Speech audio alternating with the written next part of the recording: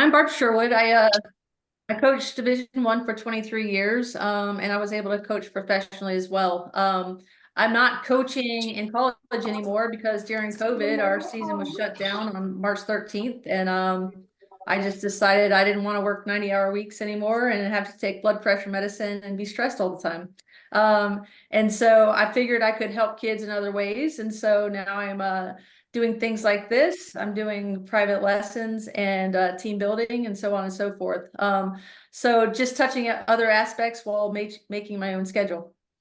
Neither here nor there. I'm coming at you today from a former college coach that I'm telling you what I was looking for. I'm telling you how to reach me, and I'm telling you what my colleagues were looking for. And you know, I would like to start with you guys because you guys obviously have your kids, in a ultra competitive place right now because you're with Mojo. But I'm going to tell you some things that you can start doing now, so it's not so much all at the end. All right. Number one, ninth grade and above, go ahead and get them registered with the NCAA Eligibility Center. You can just Google NCAA Eligibility Center. And the reason that you want to go ahead and get them registered with that is because once they have an ID number, your guidance counselor at school will be able to send, after every single year or every single semester, they'll send their grades over to the NCAA Eligibility Center. A PSAT would be sent there, a PACT would be sent there, the ACT will be sent there, the SAT will be sent there. This is really, really important because once they get into their junior year and they're taking visits, they're not allowed to go on a visit unless they have an NCAA Eligibility Center number. If you get in a habit now of just getting the guidance counselor to send stuff over and checking after every year or every semester, then it's not, like I said, I want to make things easier so where you're not stressed at the end, freaking out, trying to make sure that everything goes in the right spot. In addition to that, I'm coming as a coach and I'm saying September 1st, I'm going to make these many phone calls. And I'm trying to decide between this kid and this kid. Before I even talk to them, I can go into the NCAA Eligibility Center and I can look up the kids I'm interested in without even talking to them, and I can see what their grades are and if they can even get into my school. So it's way easier. So then my list got shorter. Once my list got shorter, now on September 1st, I'm going to make those initial phone calls. And I'll tell you a story that I told Coach Razor's team yesterday. I have a Division 1 kid, a straight up Division 1 baller that isn't going Division 1 because as a 9th and 10th grader, she didn't take her grades seriously. And I had 3 Division 1s come to me and say, we want her, we want her, we want her. Well, we can't get her in. My admissions is not going to let her in. Plus, if she didn't take it seriously, then I don't want to have to babysit someone when they get to my place. And it's going to be hard to keep kids eligible. So she's going to go to junior college and she's going to get good grades there because now she's serious about it.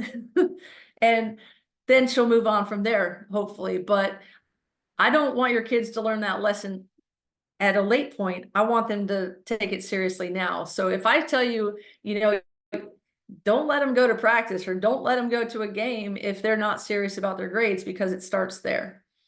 Plus, there's more academic money out there than athletic money, especially right now in this day and age. There's more academic money out there than athletic money. Grades are going to be important, core courses. So by the time they get to their senior year, there are some schools that let kids graduate without having what the NCAA requires, core courses. All the core courses. Core courses are your maths, your sciences, your Englishes, and your histories. And there's a certain amount that you have to have. You need to let the guidance counselor at your school know, hey, my kid is going to plan to play at an NCAA level in the future. Let's just make sure we keep her online, getting all of her core courses in. Because sometimes these seniors that aren't going on to play ball afterwards are taking a lighter load their senior year, and they're still able to graduate that high school. But it doesn't mean that they would be eligible to play in college. So it's important that you have that conversation with the guidance counselor at school. When to take the SAT or the ACT? I would definitely take the ACT or the SAT 10th grade. It's probably not going to be their best score at that point. However, if they can take it then it says, hey, this is a baseline. This is what I got. Then I can go to institutions that I'm interested in, and every single institution in the country has a financial aid page. When you look at that financial aid page, you can see what it would take to get some financial aid from that institution with this test score. And so now I know, all right, well, I need 1 more point or 2 more points. Now I can study for the next 6 months like crazy, and then I can super score. I'm going to take that test again, and I'm going to take the best from this one and the best from this one, and I can super score. And then I'll be able to get into that institution, or I'll be able to qualify for that amount of money.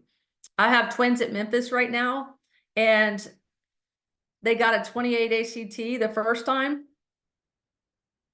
Going from a 28 ACT to a 29 ACT was $10,000 a piece. 1 point.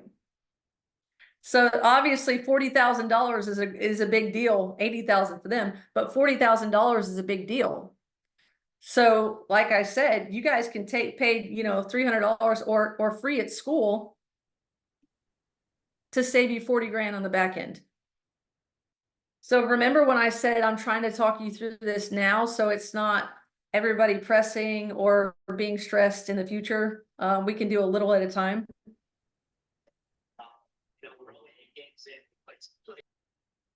Kids may not have any idea of what they want to be after this. However, it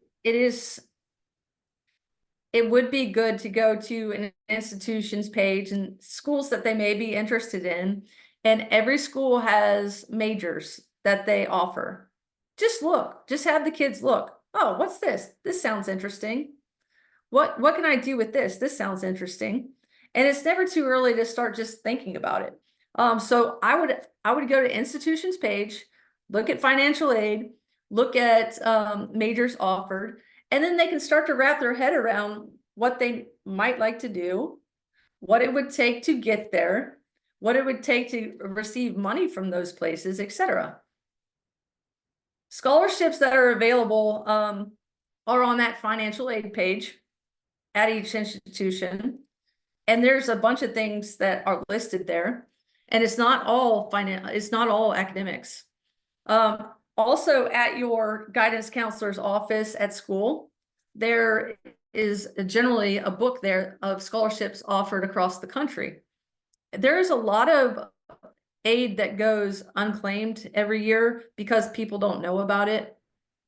If your kid writes an essay, they could get $500 here. If they are half this and half this, they can get a scholarship here, et cetera, et cetera. But there's ways to get extra money. You guys just have to kind of do a little research on the front end. Now, will schools that are recruiting them in the future kind of help with, looking into academic money? Absolutely. But doing the legwork a little bit will help, and making sure that they're making their grades, they're taking their core courses, they're going to take an SAT or an ACT earlier than you guys are told to, etc. Then you'll stay the course. All right, social media, allow your kids to have Twitter and Instagram. And it needs to be unlocked. However, please monitor their Instagram and Twitter. When I say please monitor, I mean that I want it on your phone and their phones. I want you to have their passwords, because people do slide into direct messages, and there's crazy people out there all the time, but I do want you to monitor that. And I do want you to monitor what they're posting. When they post, it should be strictly strictly professional. They're going to post community service. Why do I want to post community service? Because I want to know that you're a good human.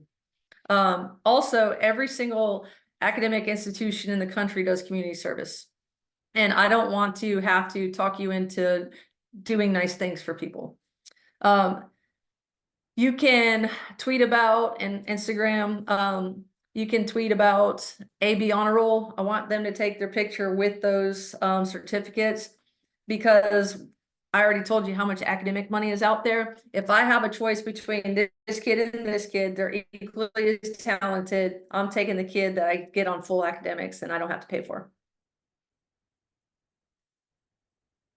I want them to tweet extra, like a fitness routine or PR in the weight room, or a good pitching lesson or a good hitting lesson.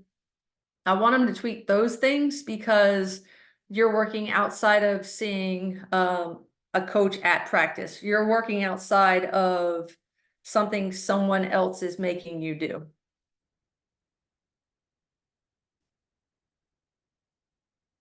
Anybody have questions about social media and when to start it?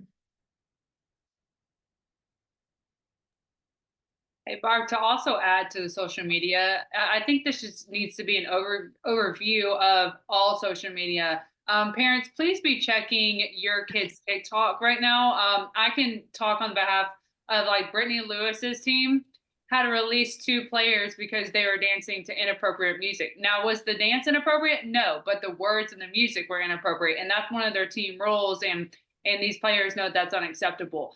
College coaches see these type of things.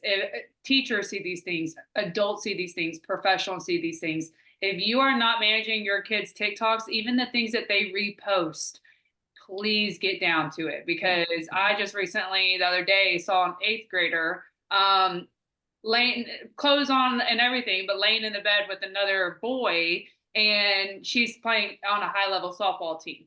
It's not a good look. That cannot be happening, especially, this isn't even coming down to softball. This is just coming down to impressions. Yeah, and I can speak to that too. Scholarships are taken away via social media, what kids put on social media, and Snapchat, just because they think it is deleted in 20 seconds, it is 100% not deleted in 20 seconds. And I'll give you a story. There was a Division I institution right down the road from me.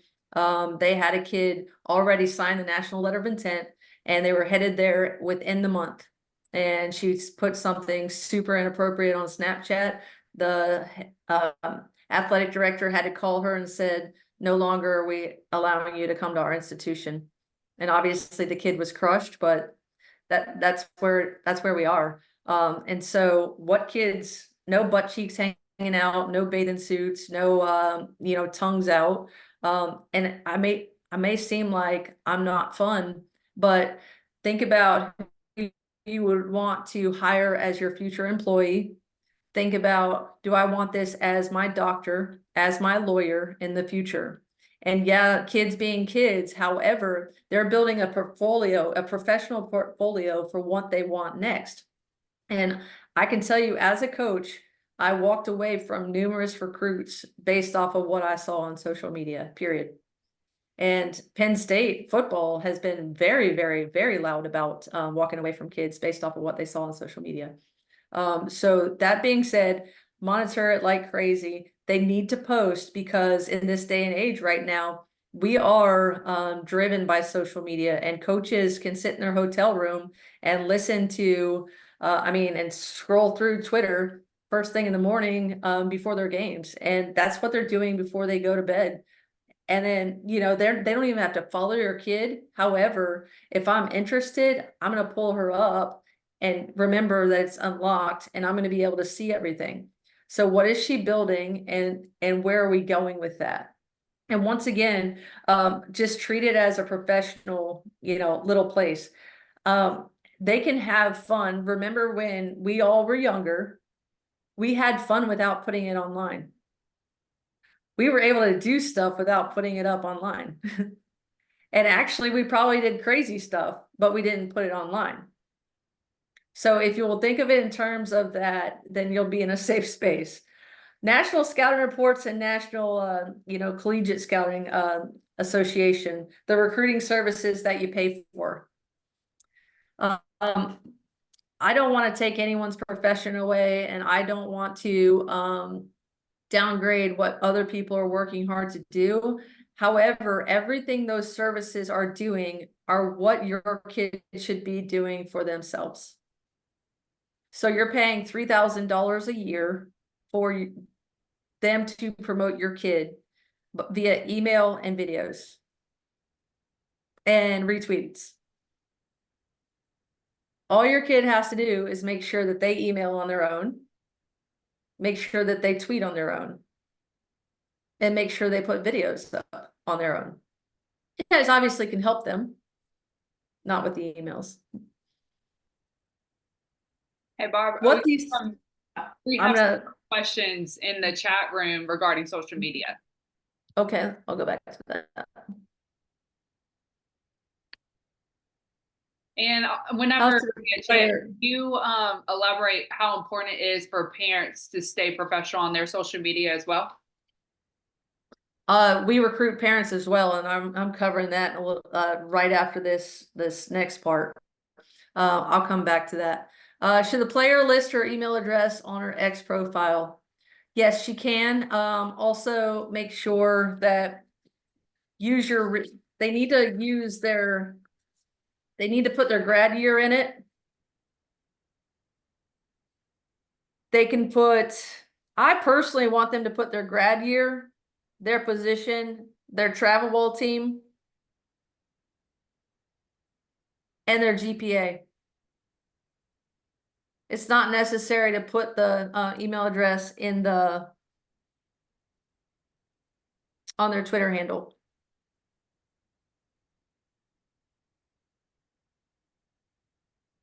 How should a player interpret a college coach following them on X? It just means that they have some level of interest. You're not going to get crazy, getting all excited about it. It just means that they're trying to follow you some. Anything else? Okay, back to the NSR thing. So it's really, they send out emails and they send out videos on these kids, and they retweet, and your kid can do all of that on her own for free.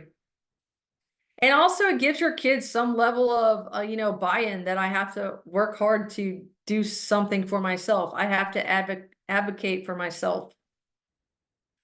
And I'm not gonna lie to you, of 23 years of Division I coaching, when those came across my desk, I didn't read them. I turned them over and I used them for my to-do list for the day, just to save paper. Because if they were using that meant that they weren't working hard on their own to advocate for themselves and get in touch with me on their own. When to go to camps. 8th grade, go to a couple. And the reason I want them to go in a couple camps in 8th grade is just learn how to perform under that pressure. To try to figure out, what these coaches are going to ask of them at these camps, and to try to, learn to talk to college coaches without it meaning so much at that time, because it's kind of, the coaches joke around with them a little bit more at that age, and they try to get to know them a little bit more at that age. And it's a little less serious for the coaches, but it will help the kids get used to trying to perform under those bright lights, so to speak. 9th grade, you should be hitting at least 2 camps in the fall, maybe 2 camps in January, and maybe 2 camps in the summer.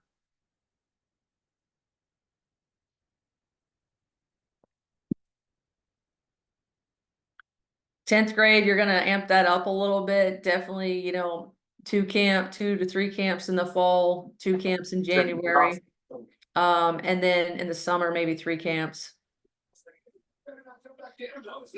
June 15th going into their junior year, Division IIs can call them.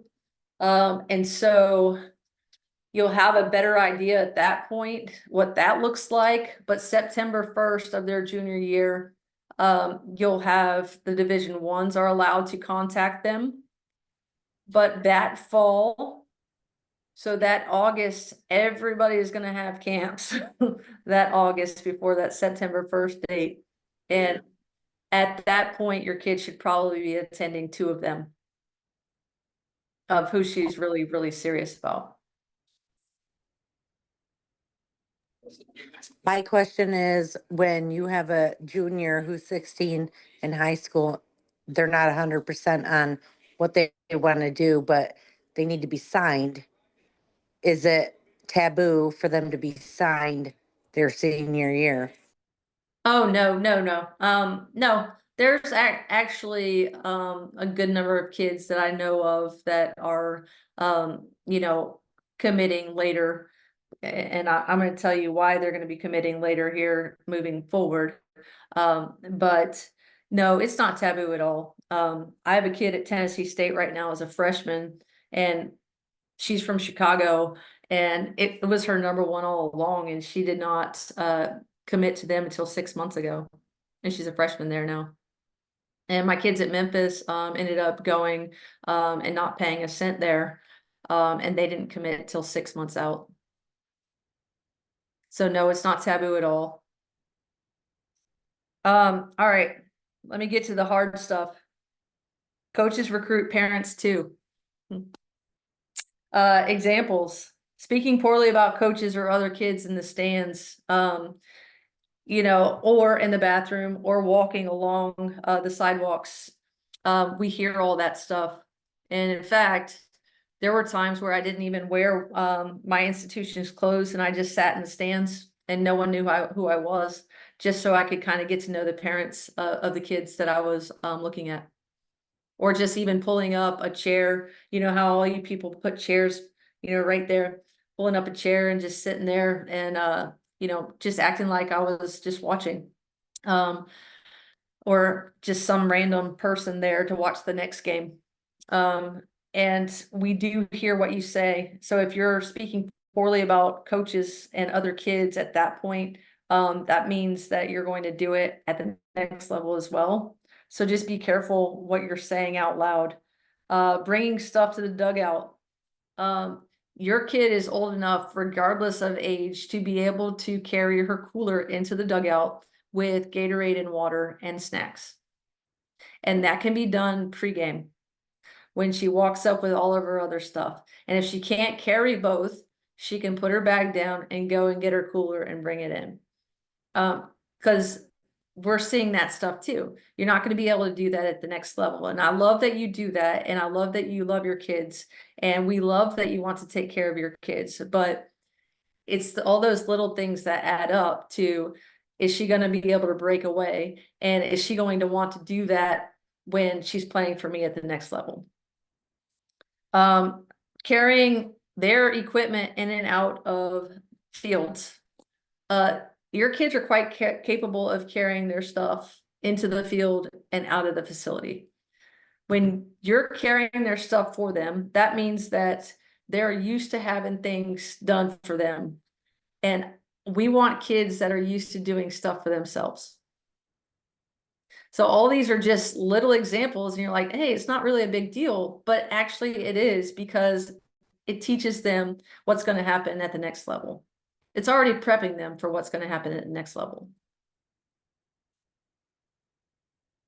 It's never too early to start the recruiting process. So if, like I said, if there's 7th or 8th graders parents on here, just getting in the habit of just tweeting here or there will help them have better habits moving forward. And getting them to a couple of camps early, like I said, is just prepping them for what's next, and kind of calming their nerves a little bit once they get there and they're trying to compete at a high level at those camps.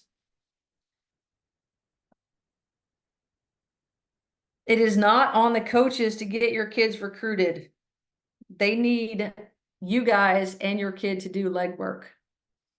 So your coaches work their butts off. I mean, I can tell you, just speaking of, the kids that I coached this September, my phone rang off the hook, and I'm texting coaches and I'm trying to like push for them. But it's really important for your kids to push for themselves too. It's really important for your kids to learn to formulate good emails and to send those emails out. It's really important for your kids to tweet for themselves because, like I said, we're social media driven right now. So it's really important for me to be able to make sure that you know I'm building healthy habits for what I'm trying to get to next. Do I have any other questions? Okay. There's now a roster cap on Division 1, and that roster cap is 25. And so with that roster cap, it's just straight up says that they can't carry more than that. I'll give an example. Florida Gulf Coast had 5 kids committed that were going to sign. 1 week before signing, they called those kids and they said, we cannot take you any longer because you would make us over the cap. So the cap is strict and it is strong. And that's where we are. And you say, there's 25 kids on rosters. Yes, there had been more than that because COVID backed everyone up. So COVID gave everyone their year back. So people took their 5th years and some of them took 6 years. And you could take the 6th year if you had a redshirt year. And so if I'm going to get my master's paid for, let's go. So that's what these kids started to do. If you are watching any of these high level games, you're seeing this is a graduate senior. She transferred after her senior year to another institution. That's what we're still looking at. Those kids backed up their rosters in which other kids had to be redshirted. And those redshirted kids are going to back up their rosters for years to come. However, with this roster cap, they're not going to be able to carry in excess of 25 anymore. And that's just at the Division 1 level. Division 2s, NAIAs, Division 3s, and junior colleges can have whatever they want. And I'm not saying that they're carrying that large of an amount either. I'm just saying that's where we are with the cap. So the reason recruiting is running a little bit slower right now is because people are trying to figure out what to do with that cap. And I've been told by multiple coaches, this literally last week, I was told by multiple college coaches, we are not going to fill any more spots until after we watch summer. Because what happens is, they're going to go to the transfer portal as soon as the season's over. They're going to watch their teams play right now. Well, we thought we needed a third baseman in that class, but our third baseman really stepped up. We thought we were going to need a third baseman in that class, but my best second baseman moved over to third, and she was a stud there. So then I moved someone over to second. So that's kind of what's happening as far as people are watching their teams first. Then as soon as season ends, people are going to come in their office and they're going to say, hey, we're transferring. So once that happens, then I have to sit down and figure out what positions I need then. Then I'm looking at the transfer portal. And then I'm going out and watching this summer what I need. So we're running super slow now. So I don't know. I didn't have a name of the person that asked the question before, but we're running slower now. So it's definitely not taboo to wait because this day and age right now, they're still trying to figure out NIL. NIL essentially is like, who's going to pay this money? Where's it coming from? Who are we going to give this money to? Some proven athletes may be getting it. Patrick Mahomes gave money to Nyjah Kennedy, but not everyone can do that. But my point is that we're running slower because people are still trying to figure out NIL money. And some actually freshmen have been going in demanding it without earning it. Okay, so wait a minute. I was the one that asked you about being a 2026 Okay. and not understanding, maybe what you're going to do until, your senior year. But you're talking about like 2025 now. So it makes me a little bit nervous is she going to be okay if she doesn't sign with someone in 2020? Your kid's a 2026? Yeah, she's a 2026, but my thing is my sister is somebody who puts kids in college. Like that's her job. She helps kids go to college, and she sees so many kids their senior year that still don't know what they want to do. And so she has a hard time with softball and, you know, having to sign their junior year at 16 years old, and maybe that school doesn't have what they want, and then something happens. She sees it all the time. So that was my question is, she's went back and forth on different things that she wants to do. And if she doesn't sign with somebody in the next several months, how's that going to affect her senior year? Well, generally, their first 1 to 2 years are a lot of general studies anyway.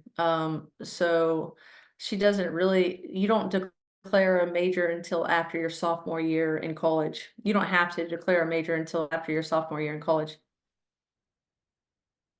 So she can not know what she wants to do in the future and still go to college.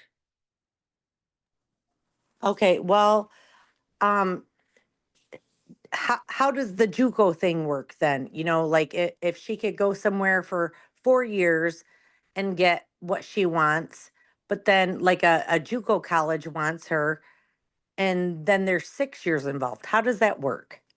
That's a new legislation, and I'm not sure how long it's going to hold up, but when she can go to junior college and get her undergraduate degree, or her AA degree. And when she comes out of that, she would declare a major somewhere, when she went on to the next place.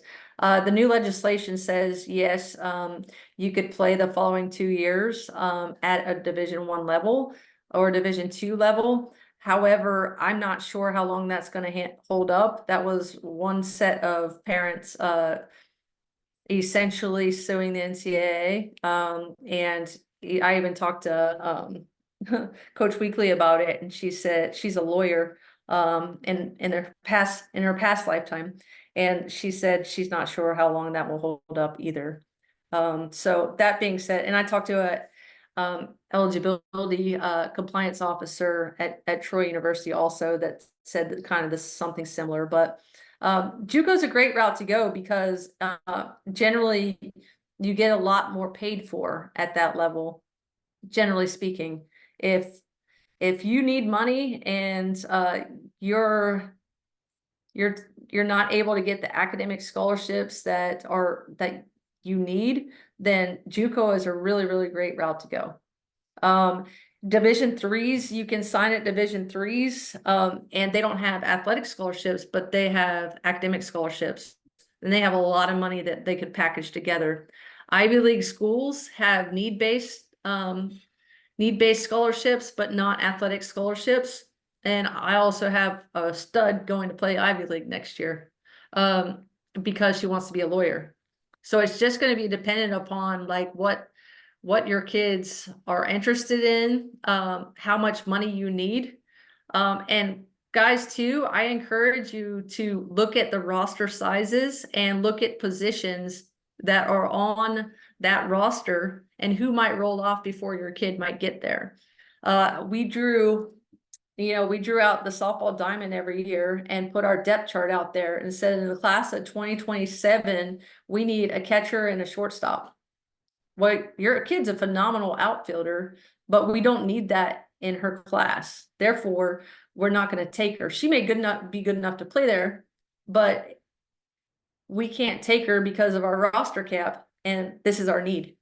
In the class of 2028, I need a pitcher and an outfielder. Well, you're a fantastic catcher or a fantastic middle infielder. I don't need that in that class. So I encourage you and your kids to sit down and look at roster sizes, look at positions, so depth charts that are already there, when they would roll off. I already said I encourage you to look at the majors that are offered at each institution. I encourage you to look at their financial aid page.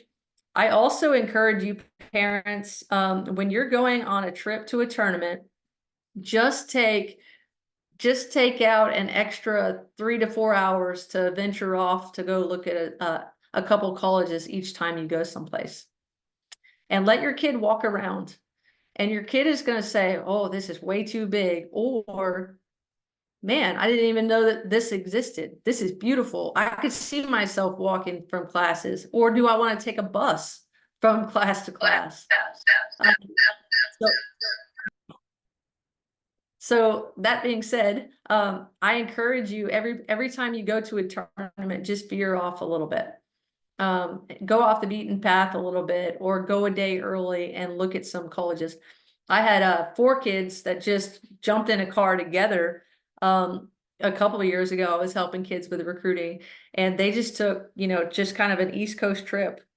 And they took 2 days to do it and just visited college after college after college, just so they could kind of see something else that was out there. And they were from the Atlanta area, and 2 of them ended up at Western Carolina. They would have never, ever ended up there had they not just ventured out just to go look at that place on one of their road trips.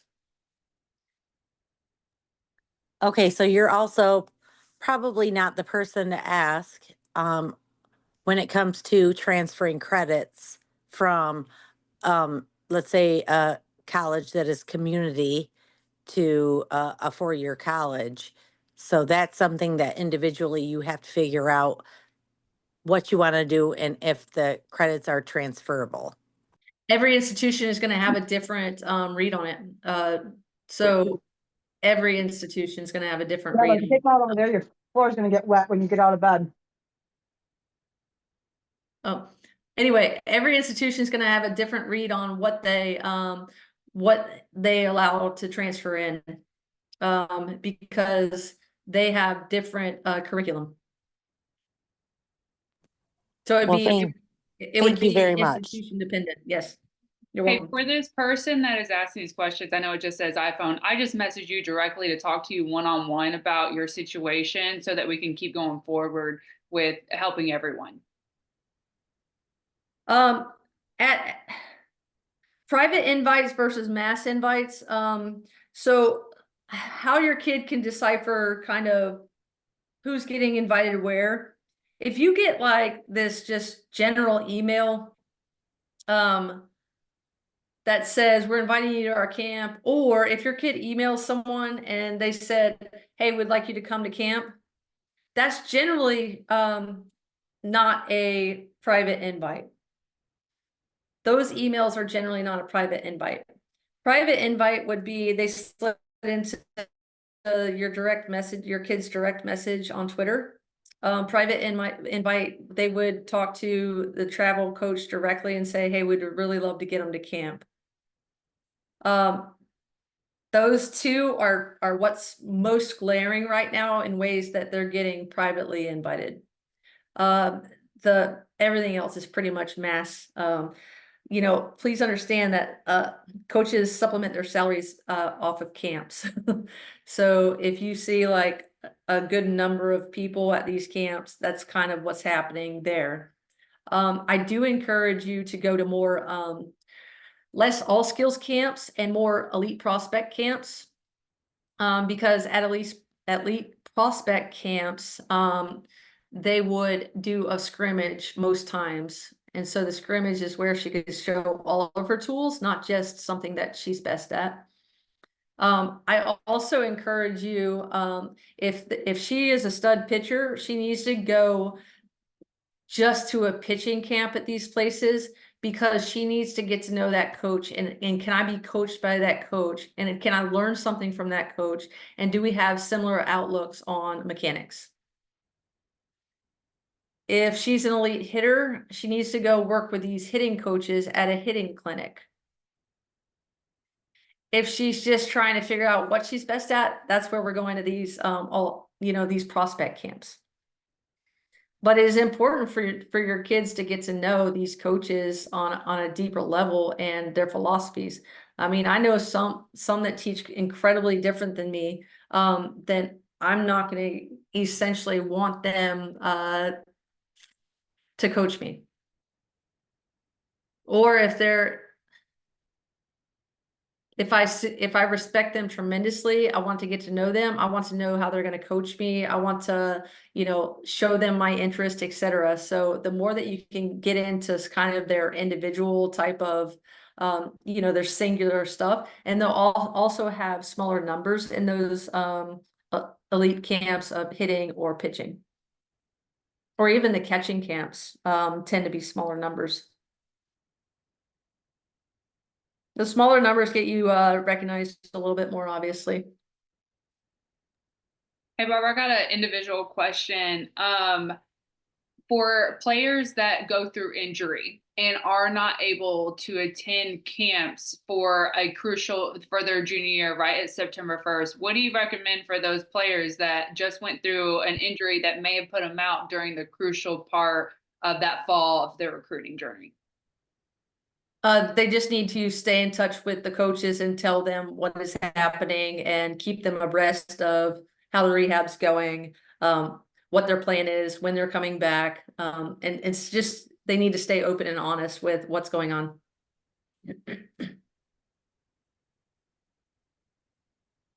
Well, I'd love to open the floor for everyone to answer questions, but to avoid people talking over each other, please go into the chat section and post your questions if we haven't addressed it. These can be individual based, these can be broad based. Just go ahead and send that into our chat room and we will go over those together. We'll give it about 30 seconds. And I also would love to know what team you guys are a part of. If you want to as well in the chat room, tell me who you are representing, which Mojo team you are with, and so that I can kind of put some faces to names.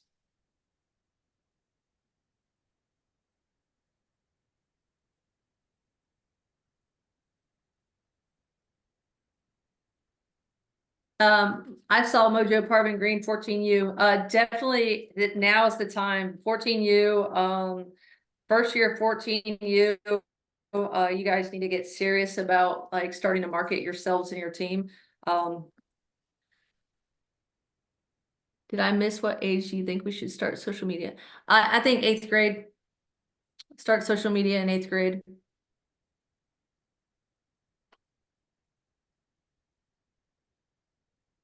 Stephanie has a good question.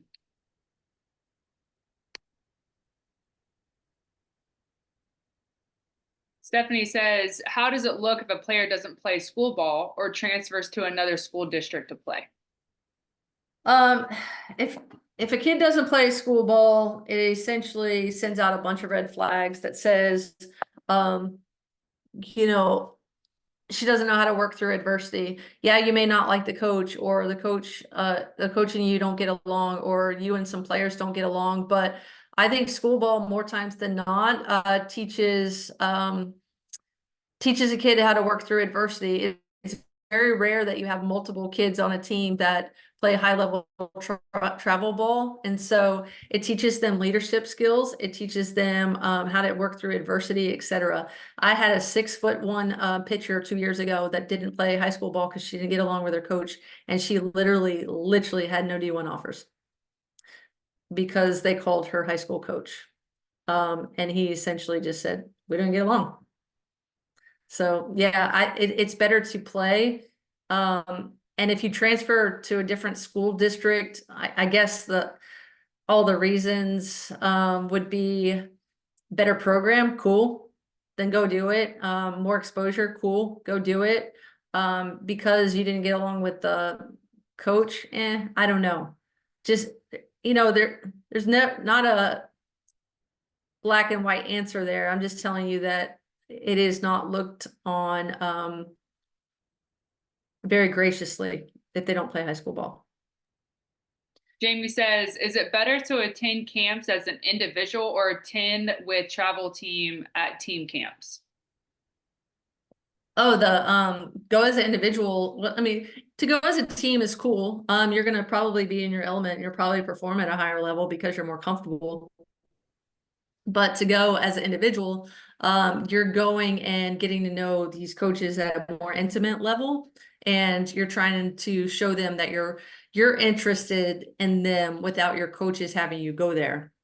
You being interested in them shows me a lot. You showing up at my camp shows me that you're ultra interested, as opposed to just an email.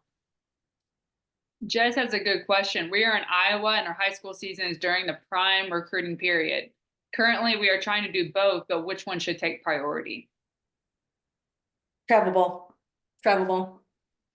The Iowa coaches are going to know you. The Iowa coaches will attend your high school ball, but the outside of that, travel ball will get you more exposure. So more exposure wins out on that one. Natalie says, should we even attempt to invite more local coaches to high school games since many don't travel to the events we play in?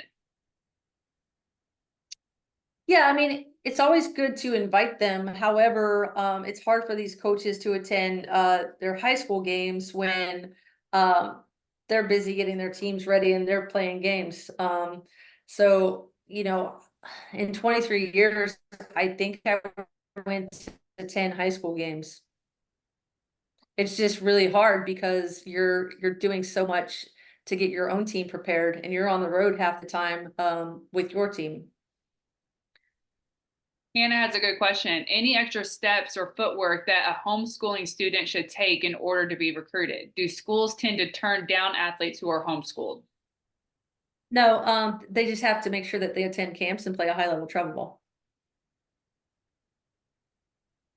Jason says, how do you handle being on a travel team where there doesn't seem to be much interest in playing in college than them playing strictly for fun? Change travel ball teams, question mark? Sarah says, you mentioned having players send emails to coaches and advocate for themselves. When are they allowed to start doing that? Any restrictions? No restrictions on players sending emails to coaches. There are just restrictions on what the coaches can say back to the players. So until junior colleges can reply at any time. NAIAs, Division threes, Division twos cannot reply until June 15th going into their junior year. And Division ones can't reply until September 1st of their junior year. And when I say reply, that means that I'm telling you something that I'm interested in you, or I'd love for you to come on campus. Outside of that, they're allowed to send camp information and a questionnaire. Tiffany says, when sending emails directly to coaches, should they only send emails out to coaches if they have video footage, or should they send out general emails with their contact information? Send out general emails with their contact information if you don't have videos. And in the emails, try not to cut and paste. Try to find something cool, fun, and different about that institution. Hey, Coach so-and-so, I noticed that you were Coach of the Year last year in the conference. Congratulations. Hey, Coach so-and-so, I noticed you had 4 all-conference players that played for you last year. I think I can be one of them for you in the future. Hey, Coach so-and-so, congrats on your 4-1 start. That's phenomenal. And congrats on your win against Oklahoma State last weekend. Something that sets you apart, that is just not cut and paste. Or even something that, that they taught you at camp. Just, coming back to that, just showing their personalities through emails is huge. And one thing that Barb really expressed last time we had our call with our players was coaches can identify when the parents write this. You guys are much more punctuational. You guys are writing full sentences, full words. These coaches know when you are writing it and doing the work for your kid. And so just be aware of that when you are, I should say, mentoring your kid or proofreading the stuff that they put out on social media. Another thing that Barb mentioned that I want you guys to know is that when you are tagging coaches on social media, don't be going and tagging all of SEC schools, or don't be going and tagging all of these schools in one thing. Barb said, do not tag anyone, right? when you put it out and you specifically tag a coach or and their assistants and all that are going towards one school specifically, it could hurt you. Yeah, there's over 3,000 colleges in the country. So if you tag 10, you're literally saying to 2,990 other opportunities that no thanks. And I don't know about you, but I don't want to lose 2,990 opportunities. Right. How would you communicate last minute schedule changes, bracket schedule things? You guys can do that via Twitter and via email, not Messenger, because they're probably not friends with them on Facebook. Have an 8th grader, if she attends prospect camps and loves the atmosphere, coaches, etc., should we try to get her multiple times to camps? Or does it look like she's trying to do too much? No, yeah, multiple times if she's super interested. However, I do encourage you to develop more relationships and see more schools. It's like date everyone until you have to get married. Plain and simple. Thanks for the. Do you see any others? I don't, but if you could just highlight the top 3 things that our parents could do, what would those be? I think that I would definitely make sure that they drive them to campuses. Just let them get out, let them walk around. And every admissions office offers free tours. So they could set up, tours for free. And that's not a visit to the school that athletics has anything to do with. So that's cool too. And so you learn a lot more about the school without even having contact with the coaches. Number one.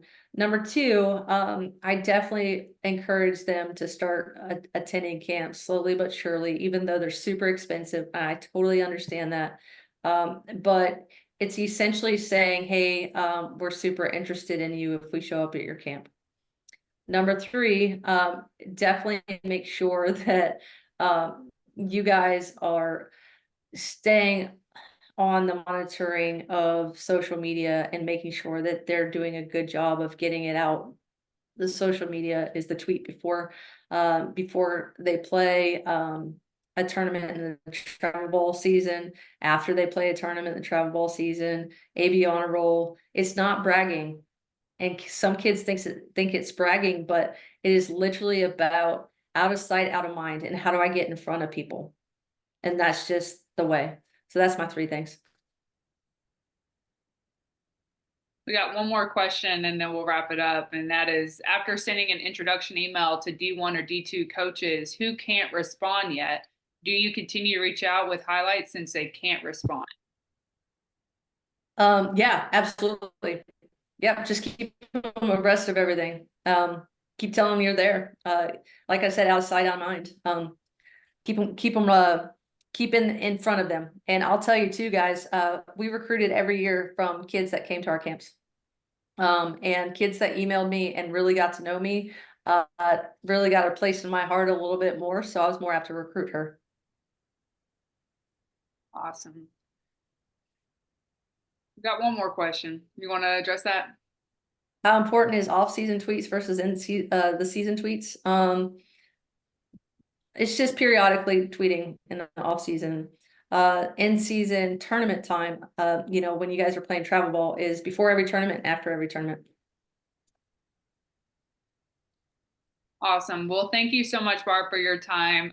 Parents, if you did miss it, last Sunday, we were able to do a recruiting seminar for the Mojo players where Barb covered a lot of great information on how your players can take the steps in the recruiting process, and now addressing you guys.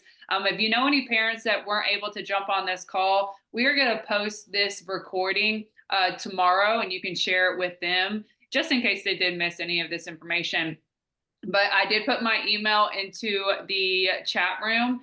Feel free to reach out to me directly anytime if you have any type of recruiting questions or just need to privately address some things on how we can better help your kid, your team, especially in the process of playing at the next level. But again, thank you guys for taking the time on your Sunday evening to jump on your call. or jump on this call. And Barb, thank you so much for your time. You are a wealth of knowledge, and we cannot express how much gratitude we have for you to be part of this organization. Thank you guys. Have a good night. Bye.